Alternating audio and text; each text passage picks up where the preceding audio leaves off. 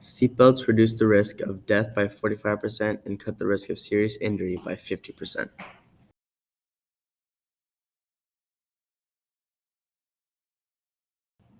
Using a lap and shoulder belt reduces the risk of fatal injury by 60% in an SUV, van, or pickup, and by 45% in a car. This is what can happen if you don't wear a seatbelt.